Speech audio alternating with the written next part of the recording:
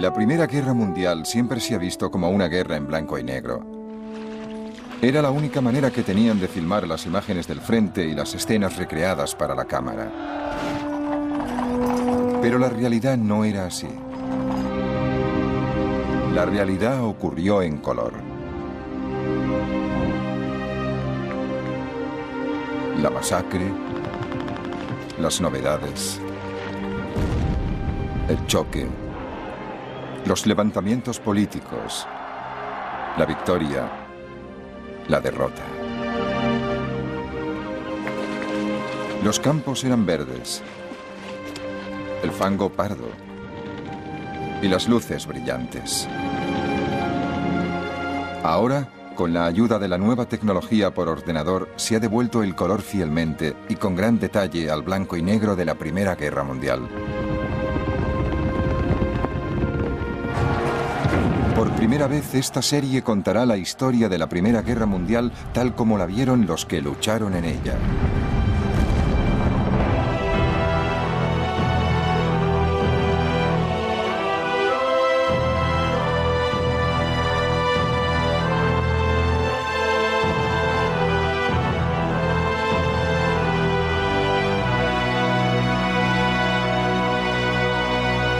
Primera Guerra Mundial en color. Catástrofe.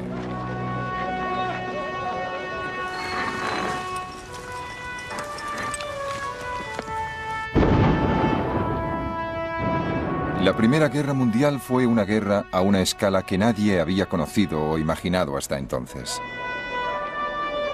Entre 1914 y 1918, unos 65 millones de hombres tomaron las armas. 10 millones murieron en la batalla. 20 millones quedaron irremediablemente heridos física o mentalmente.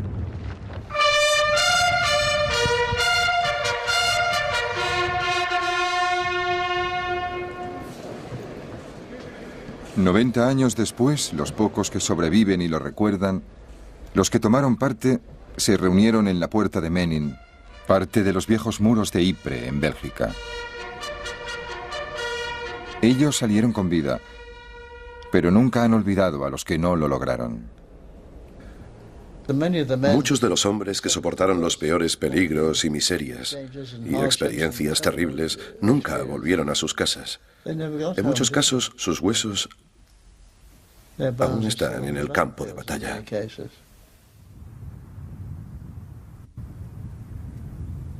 Los demás millones que murieron en esa guerra eran estadísticas para recuento de futuros historiadores. Los que importaban eran los amigos, los hombres que cada uno tenía al lado, los que estaban en la misma trinchera, los del propio escuadrón. Los 5 formábamos un pequeño grupo y eso era lo que más me preocupaba. Cuando mataban a 4 o 5. Solo recuerdo sus apodos: Maud, Alan, Jack, Jill. Es lo único que recuerdo. Ojalá recordara sus nombres. La Primera Guerra Mundial fue realmente una guerra mundial. Se luchó desde las costas de América a las costas de Asia. Fue un choque de grandes imperios que destruyó a los antiguos y dio paso a los nuevos. Las dinastías se resquebrajaron. Una familia real fue asesinada y sustituida por el terror revolucionario. Fue una guerra que cambió el sentido mismo de la guerra. Apareció una nueva expresión muy temida: saltar la trinchera. Yo siempre rezaba. Algunos chicos se burlaban de mí, pero yo siempre le pedía a Dios que me ayudara a luchar como un hombre y a volver a casa sano y salvo. Si alguna vez te dice alguien que saltó la trinchera para atacar y no tenía miedo, es un gran mentiroso. Esa guerra brutal destruyó hasta la propia tierra. No queda ni un árbol. Ni un metro cuadrado de terreno que haya escapado a la mutilación. No hay más que barro y agujeros de bombas. Y en el fondo de muchos agujeros, los cadáveres. Había armas horribles, minas enormes, frentes de artillería como no se habían visto jamás.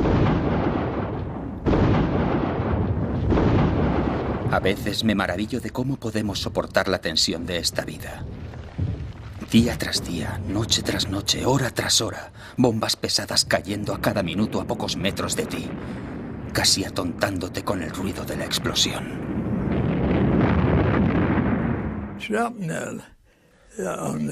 El frente era algo horrible. Horrible.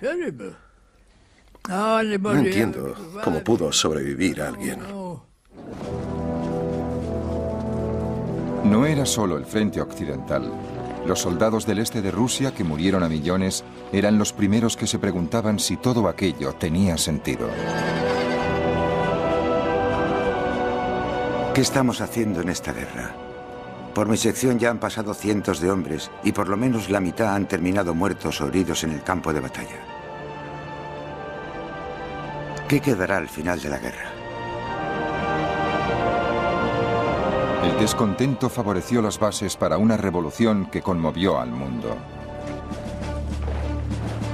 Esto ya no es una capital, es un nido de ratas.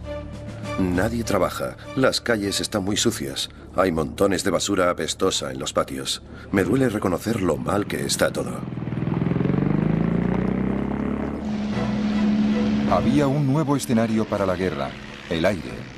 Era tan criminal como las trincheras de abajo. Están matando a gente cada día. Mi mejor amigo estaba ahí una noche y al día siguiente en la comida ya no estaba. Estaba solo, luchaba solo y moría solo. Di un beso a mi madre. Lo recogí todo y le dije, adiós mamá, no creo que volvamos a vernos. Las innovaciones tecnológicas eran fascinantes. Había aviones que despegaban desde la plataforma de un barco. Había aparecido el portaaviones. Lo primero que tuvimos que hacer fue aprender a despegar del puente frontal y a aterrizar de nuevo. Recuerdo que el capitán decía, es lo mismo que si os pusierais una pistola en la cabeza. Había naves de guerra enormes, pero curiosamente solo hubo una batalla naval a gran escala. En lugar de eso, se usó por primera vez a gran escala un arma muy traidora, el submarino, o barco bajo el agua, como lo llamaban los alemanes. Era tremendamente destructivo. Lo que aún hoy en día impresiona fue el coste en vidas humanas. Los nombres de los campos de batalla perduran en la memoria. Ypres, Verdún, el Somme, Passchendaele. Quienes lucharon en esos lugares fueron testigos de un sufrimiento nunca visto. Encontramos a un soldado de Cornwalls. Estaba destrozado por la metralla desde el hombro hasta la cintura. Tenía las entrañas en el suelo. A su lado había un charco de sangre y cuando nos acercamos a él pidió que le rematáramos. Antes de poder rematarle, al cabo de 30 segundos, ya estaba muerto. Y la última palabra que dijo fue madre.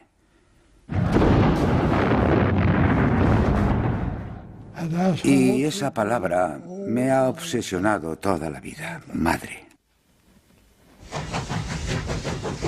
Por fin, en noviembre de 1918, a las 11:11 del mes número 11, callaron las armas.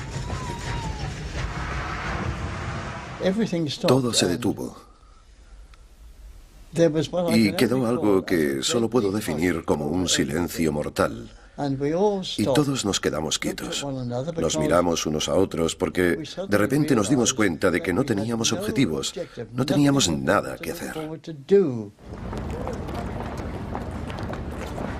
Al final de la guerra, los humanos habían vivido la experiencia más devastadora de la historia. Y dentro de esa experiencia, una pequeña decisión humana pudo cambiar una vida. Vi que el alemán venía hacia mí y pensé, no puedo matarlo, no quiero matarlo. Recuerdo que cuando me alisté en el ejército juré servir al rey y a mi país. Y no sé por qué, pero me vino a la cabeza lo que hizo Moisés al bajar de... Bajó el quinto mandamiento, no matarás. Y no pude matarlo. Tenía unos 5 segundos para decidirme.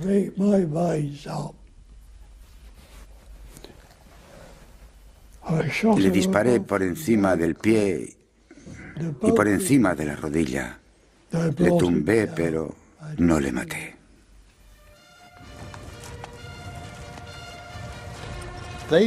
No envejecerán como hemos envejecido nosotros. La edad no les agotará, ni los años les condenarán. Cuando se ponga el sol y cuando salga, lo recordaremos. Muchas veces me pregunto si los sacrificios que hicimos valieron la pena. ¿Nos han condenado los años?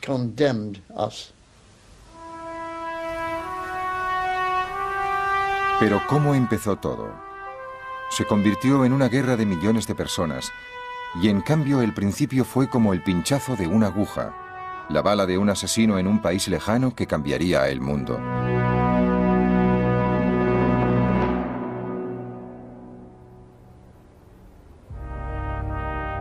El 28 de junio de 1914 en Sarajevo, la capital de Bosnia.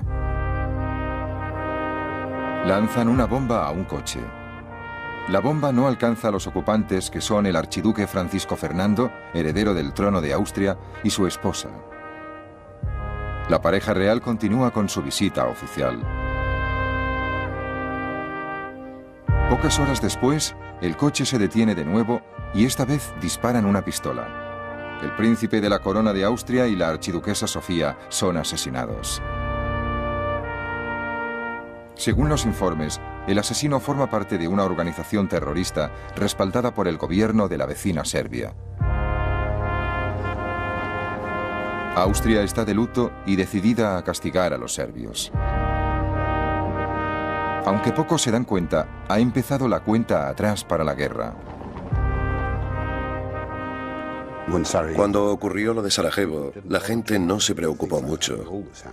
En los Balcanes pasaban cosas así constantemente. Era muy desagradable, pero desde el punto de vista británico se trataba solo de unos salvajes pintorescos con enormes y brillantes galones y unos nombres impronunciables. Y a nadie le preocupaba demasiado. El asesinato de Sarajevo parecía simplemente una pequeña interrupción en la época dorada de Gran Bretaña. En 1897, la reina Victoria celebró su jubileo de diamante. ¿Cómo aplaudieron a mi querida reina? Sentí un gran agradecimiento y una gran satisfacción por haber presenciado con mis hijas, mi marido y mis hijos esta gran, extraordinaria celebración.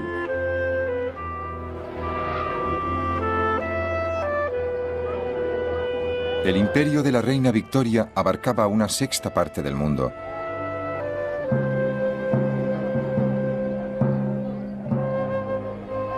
Los británicos se sentían los amos en el extranjero y una nación comercial y pacífica en su país.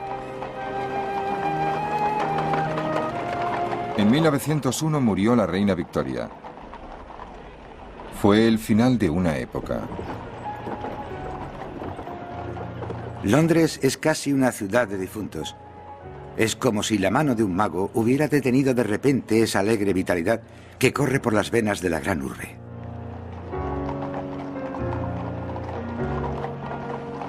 El ritmo del paso de los soldados, la música de la marcha funeral de Chopin y el redoble de los tambores.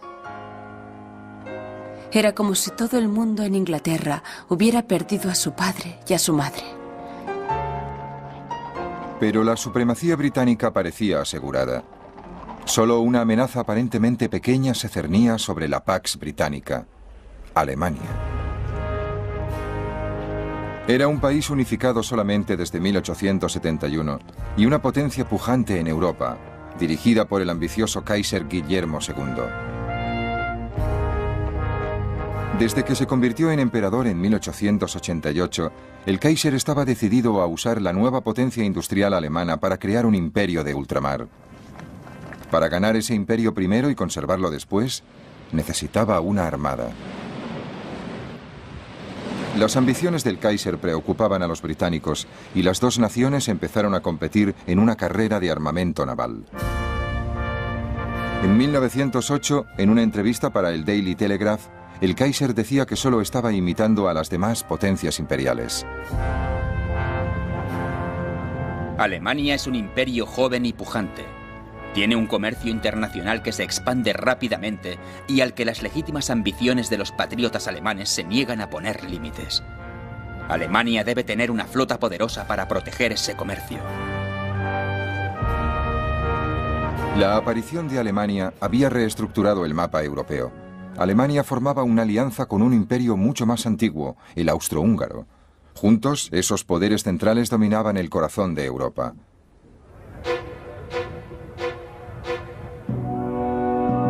Pero la dinastía austríaca de los Habsburgo se estaba pudriendo desde dentro. Hasta los miembros de la familia real lo sabían. La fe en su propia importancia que perdura entre los Habsburgo pesa como una losa sobre Austria y es la causa de su decadencia moral. La oposición a Austria y Alemania la formaban la llamada Triple Entente de Gran Bretaña, Rusia y Francia.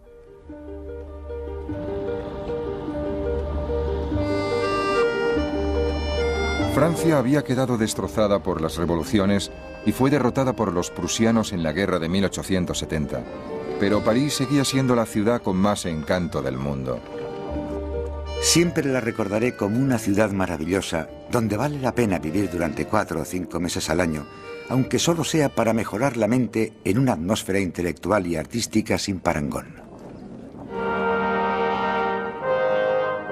Rusia estaba gobernada por su autocrático emperador, el zar Nicolás II.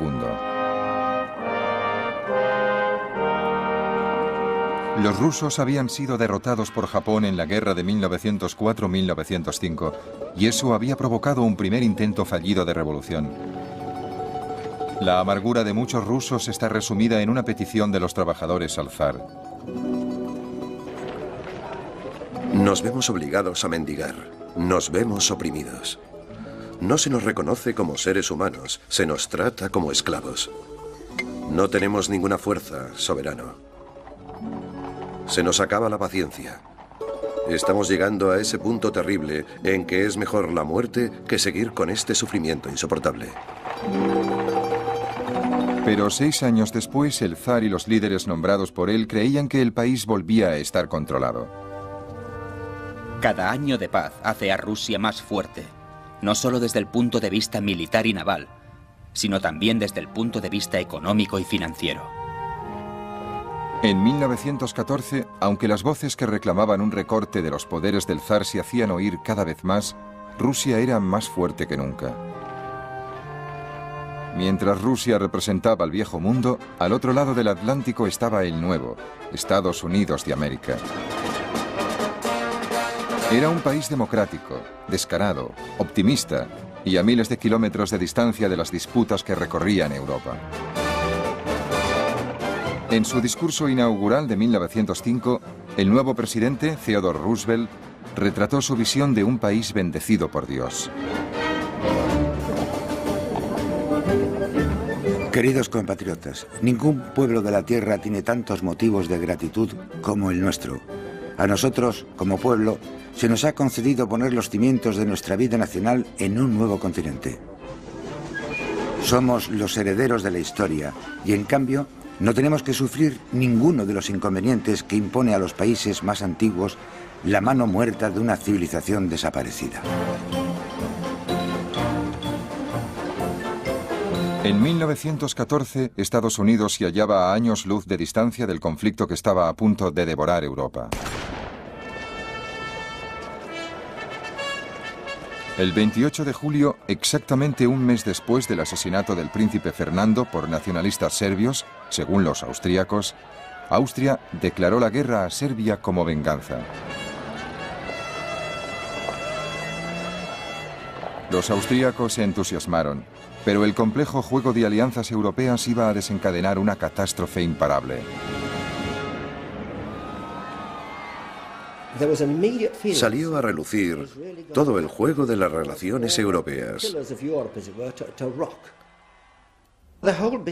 Resultó que Rusia era aliada de Francia, que nosotros éramos aliados de Francia y que Alemania era aliada del Imperio Austrohúngaro. Y estas relaciones, en lugar de frenar el proceso de la guerra, en cierto modo fueron las que llevaron al estallido del conflicto. Cuando el ejército austríaco invadió Serbia, los alemanes advirtieron a Rusia que si intervenía en la guerra a favor de los serbios, Alemania entraría en guerra con Rusia.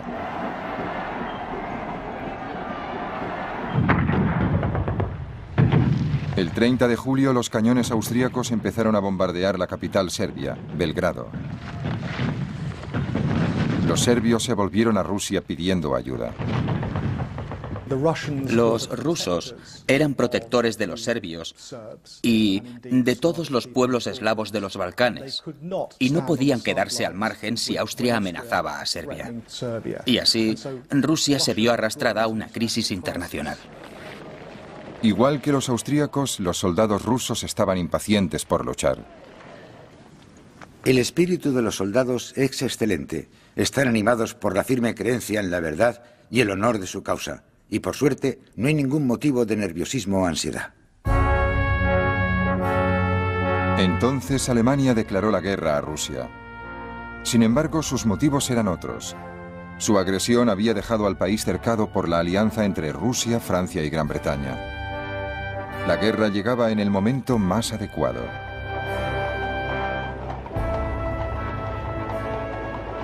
El pueblo empezó a pensar en lo que le esperaba. En las calles se veían reservistas por todas partes. Parecía que la gente estuviera dispuesta a entrar en guerra a la menor señal. Yo me preguntaba si esta exhibición de espíritu militar era una forma de darse valor o un sentimiento auténtico. Nadie podía imaginar realmente lo que nos traería una guerra. Francia, ante la provocación de Alemania, movilizó sus tropas.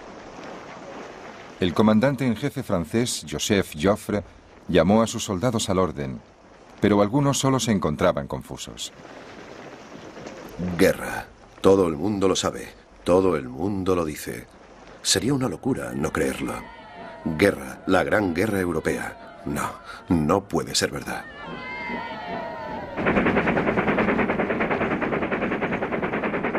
Las tropas alemanas se dirigieron a la frontera con Bélgica. Los estrategas alemanes consideraban que un ataque rápido a través de Bélgica sería la forma más sencilla para entrar en Francia y adueñarse de París. El 3 de agosto, un lunes festivo, los británicos recibían la noticia sin poder creerla. Esta mañana, a la hora de desayunar, nos enteramos de que se ha declarado formalmente la guerra entre Francia y Alemania. Alemania ha declarado a Bélgica que si sus tropas pueden pasar sin ser molestadas por territorio belga, protegerá sus intereses en el tratado que se firme al final de la guerra. Bélgica se ha negado indignada y el rey de los belgas ha pedido ayuda al rey Jorge de Inglaterra.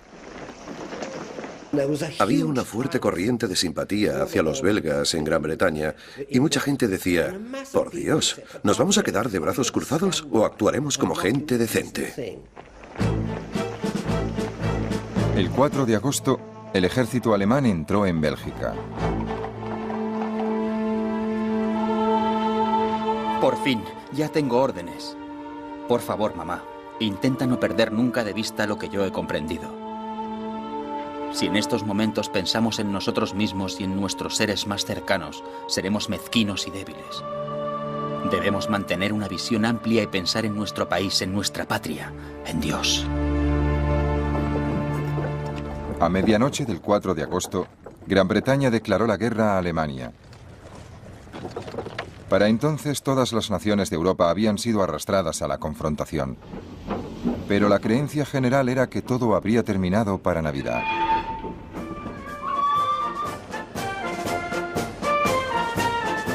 Es una situación sin precedente alguno en la historia mundial. Se cree que cuando empiece la guerra, 14 millones de hombres se verán implicados en el enfrentamiento.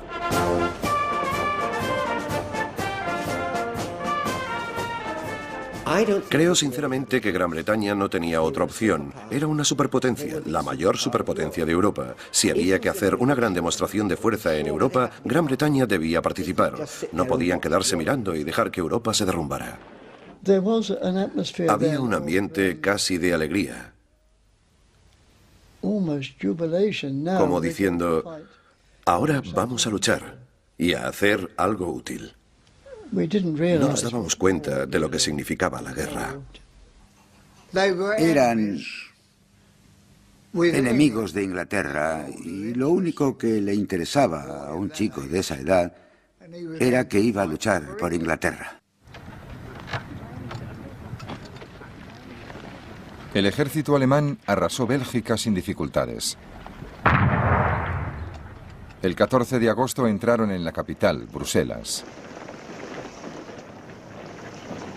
Los civiles trataron de resistir y Alemania tomó venganza, ejecutando de una sola vez a 600 belgas inocentes.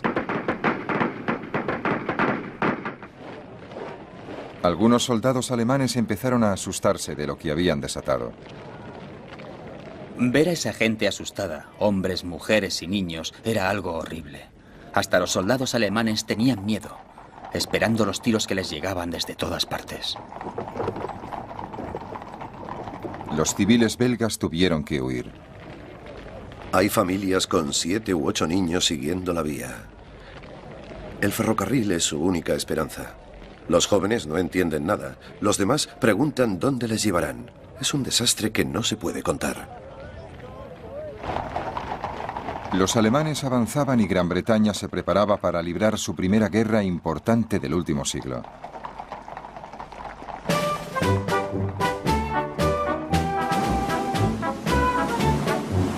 Desde hacía más de 100 años, desde la batalla de Trafalgar, la Armada británica había dominado el mar.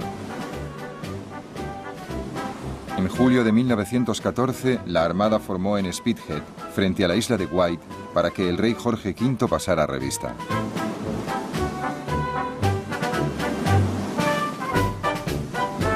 Era una imagen impresionante, pero el ejército británico siempre se había visto mucho menos importante que la Armada, y era mucho más reducido que sus rivales del continente europeo. En otoño de 1914, el primer ministro británico, Herbert Asquith, explicó al pueblo de Gran Bretaña y a su imperio que se enfrentaban a la mayor emergencia de su historia. Todos, hombres y mujeres, debían cumplir con su deber. Recuerdo concretamente un regimiento escocés, con su traje típico, y era muy emocionante ver cómo desfilaba ese regimiento al son de las gaitas.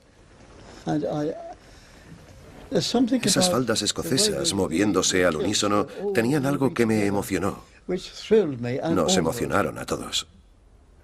Lord Kitchener de Khartoum fue encargado de reclutar un ejército de voluntarios, inicialmente de 100.000 hombres. A finales de 1914 ya se habían alistado 1 millón. Me alisté como voluntario el 2 de septiembre de 1914. Unos 30 compañeros de trabajo se alistaron conmigo, todos juntos.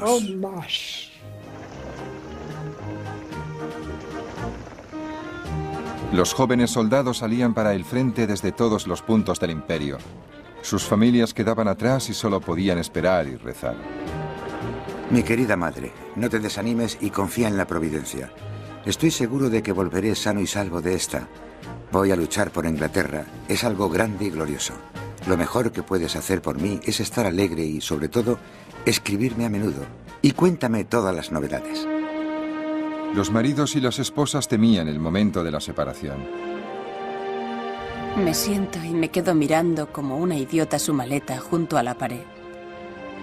Luego él saca un libro del bolsillo. ¿Ves? Tu libro de sonetos de Shakespeare ya están donde estarán siempre. ¿Quieres que te lea alguno? Está pálido y le tiemblan los labios, pero tiene la voz firme y serena. Y pronto me dejo caer al suelo y me siento entre sus rodillas, y mientras lee, deja caer una mano sobre mi hombro.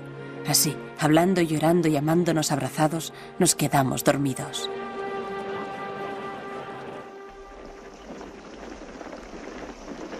El alto mando envió la fuerza expedicionaria británica a Bélgica para detener el avance del ejército alemán. El 23 de agosto chocó literalmente con los alemanes en la ciudad de Mons. Su primer día de combate les sorprendió. La infantería enemiga avanzaba, según uno de nuestros soldados, en columnas de amasa. Se derrumbaban, cegados rápidamente.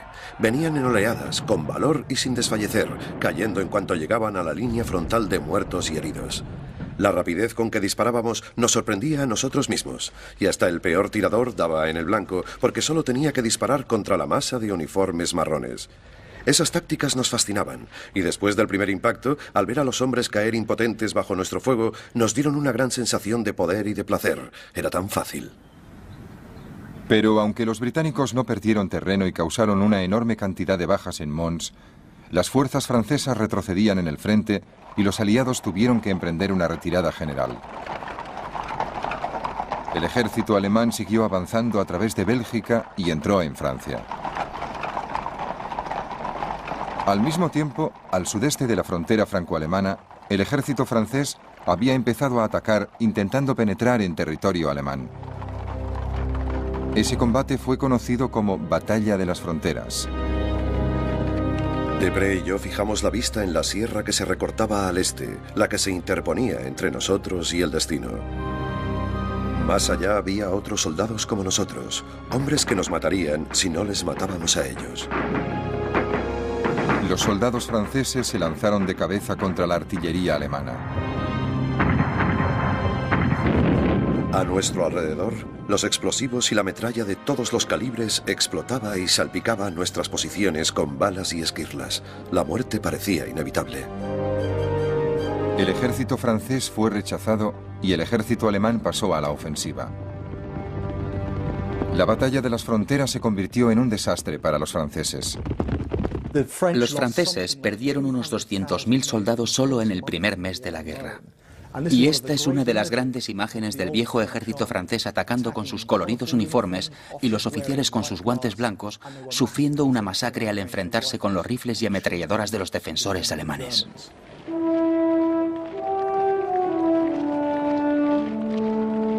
Miles de franceses cayeron prisioneros y los soldados alemanes se adentraron cada vez más en Francia.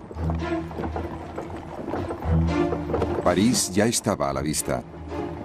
Pero para llegar tenían que cruzar antes el Marne, a 50 kilómetros de la capital francesa. El comandante en jefe francés, el general Joffre, recibió una llamada desesperada del gobernador militar de París, el general Gallieni. Nuestra artillería es anticuada, las municiones escasas, las tropas insuficientes y de baja calidad. Tenemos poca capacidad para resistir.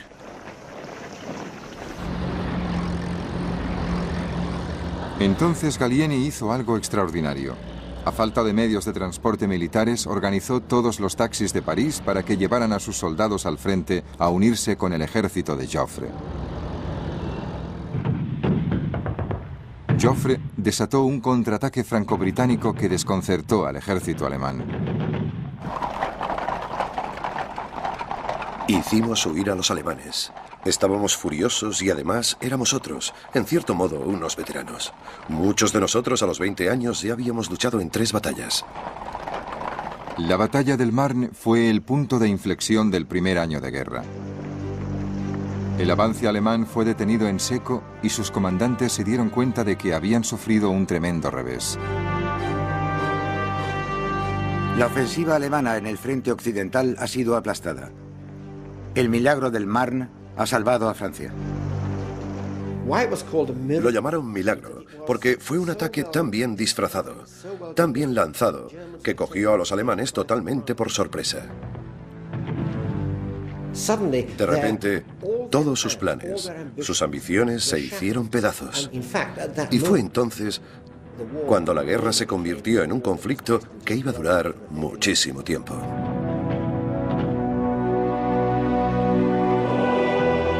Al mismo tiempo, en el frente del este, al otro lado de Alemania, las primeras semanas de guerra habían sido testigos de rápidos ataques y contraataques de Alemania, su aliado Austria y su contrincante Rusia.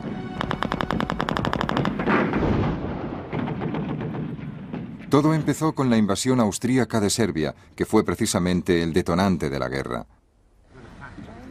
La invasión no fue tan fácil y tranquila como esperaban los austríacos.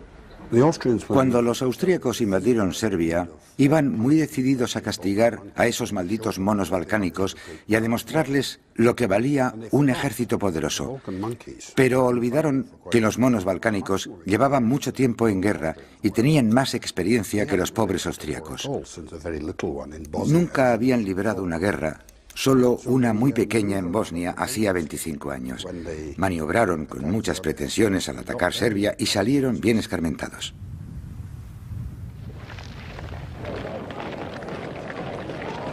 En menos de 6 semanas, los serbios echaron a los austríacos de Serbia.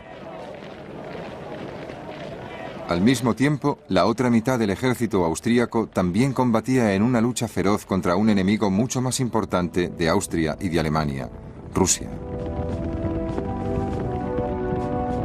Cuando estalló la guerra, el ejército regular ruso era el más numeroso de Europa, con casi 1,5 millones de soldados. Pero a pesar de lo modernos que se veían los vehículos blindados con los que desfilaban orgullosos los comandantes del zar, el ejército ruso era poco flexible. Un observador británico escribió la siguiente comparación. Era como un musculoso campeón de los pesos pesados, al que por culpa de su volumen le faltaran agilidad y rapidez, quedando así a merced de un oponente de menos peso, pero más fibroso e inteligente. Pero el ejército ruso sorprendió a todos penetrando rápidamente en Austria ante el horror de los soldados austríacos.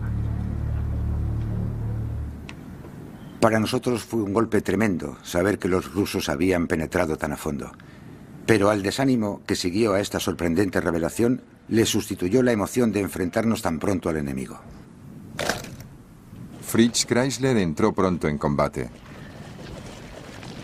A unos 20 metros a la derecha de mi compañía, un hombre saltó por los aires con un grito de agonía y cayó desplomado, herido de muerte. Entonces sentí una corriente fría en mi mejilla.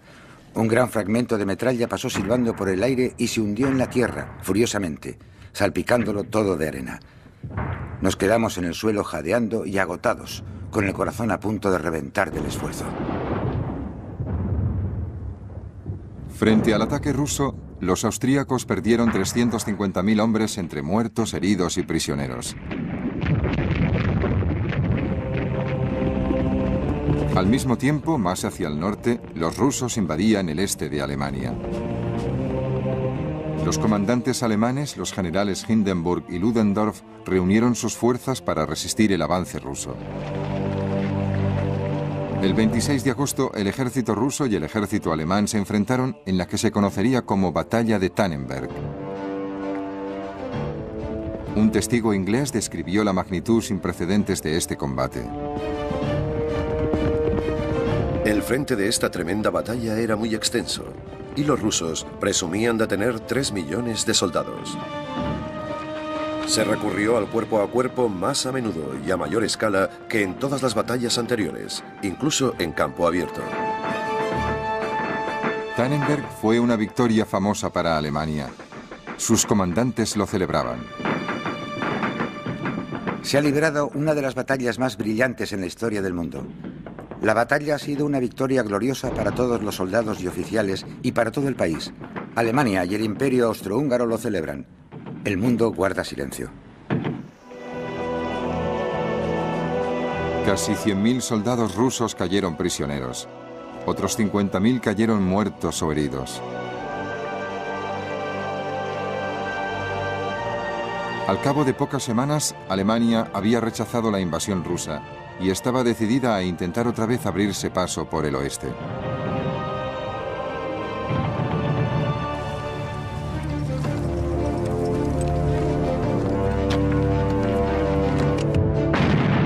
El 19 de octubre de 1914, los alemanes atacaron a las fuerzas franco-británicas en la ciudad de Ypres, en Bélgica. La primera batalla de Ypres, en muchos sentidos, fue un momento decisivo para el conflicto en el frente occidental de 1914. Fue el último espasmo de la guerra móvil, la última oportunidad auténtica que tuvieron los alemanes de abrirse paso. Una gran masa humana nos atacaba, corriendo con todas sus fuerzas, justo enfrente de nosotros, a menos de 50 metros. Se veía una gran masa de alemanes que temblaba. Nunca he disparado tanto en tan poco tiempo. La primera batalla de Ypres, que duró 3 semanas, fue una masacre de una magnitud desconocida y horrible. En nuestro frente hemos perdido miles de soldados, muertos, heridos o capturados. ¿Y qué hemos obtenido a cambio? ¿Una trinchera? ¡Qué desperdicio de vidas humanas! No solo eso, vidas jóvenes. Ypres definió lo que sería la guerra en el frente occidental durante 3 años y medio. Un equilibrio de fuerzas apuntalado en las trincheras y dominado por la muerte y las penurias. En esos momentos no había ningún sistema de drenaje en las trincheras. Por eso casi siempre ibas metido en el agua y en el fango hasta las rodillas. Con tanta lluvia y al anochecer, las trincheras empiezan a presentar un triste aspecto. Veo correr a los ratones por el camino mientras hago la ronda y alguna rata salta sobre un saco de arena en lo alto de un parapeto. El trabajo vuelve a empezar cuando amanece. Hay más centinelas, un destacamento sale por agua, otro trabaja para mejorar el parapeto y las alambradas y así todo. Algunos soldados, al despertar, se han encontrado una rata metida bajo la manta a su lado. Las hay a millones. Algunas son enormes, casi tan grandes como gatos. Tenías que aprovechar para dormir cuando podías. De puro agotamiento, y al despertar te encontrabas las ratas hambrientas corriéndote por encima y mordisqueándote el equipo. Los malditos piojos solo se están quietos cuando estás medio congelado. En cuanto entras en calor, empiezan a picarte como locos. Te picaba todo. Los malditos bichos te chupaban la sangre y te volvías la chaqueta al revés para sacártelos de encima. Al día siguiente volvías a estar lleno de piojos, porque los huevos que ponían se abrían por la noche. Volvías a estar lleno de piojos. No valía la pena perder el tiempo. Aquí se ven las cosas de una forma muy distinta. Todo parece tan inútil. Un día tras otro en las trincheras, tan expuestos. Pero en realidad pasa muy poca cosa. Claro que hay bombardeos de vez en cuando y es maravilloso lo que pueden soportar los soldados. Los oficiales duermen muy poco. Siempre hay rondas de vigilancia, siempre atentos a la menor señal de ataque. El otoño de 1914 daba paso al invierno y los hombres del frente cada vez creían menos en las promesas de una guerra corta. No sabes lo aburrido que es esto de las trincheras, ni lo mucho que ataca los nervios, ni lo lejos que vemos el final de la guerra. Parece que la guerra tendrá que seguir hasta que los alemanes estén exhaustos, lo que puede llevar algún tiempo. Mira, Flum, esta guerra es horrible, y ahora que han empezado a usar granadas y bombas con mucha frecuencia es peor que antes. Algunas de las líneas están a unos 25 metros de distancia y están llenas de agua y de fango. Hace mucho frío y mucha humedad. Y estoy seguro de que a ninguno de los 10 millones de soldados que luchan en esta guerra les parecería mal que se firmara la paz mañana mismo. En la Navidad de 1914, esas ideas de paz provocaron uno de los incidentes más notables de la guerra. En algunas zonas del frente, los soldados dejaron las armas y se encontraron en tierra de nadie.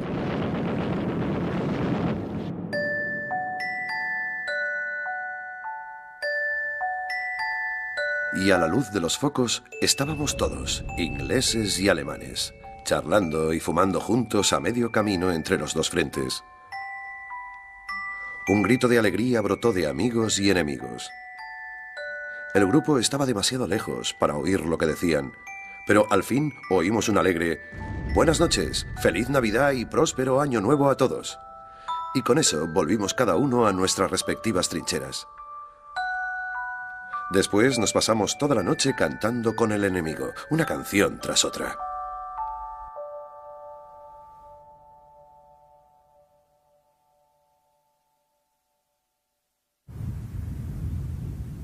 Los altos mandos de ambos bandos se aseguraron de que esas confraternizaciones no se volvieran a producir.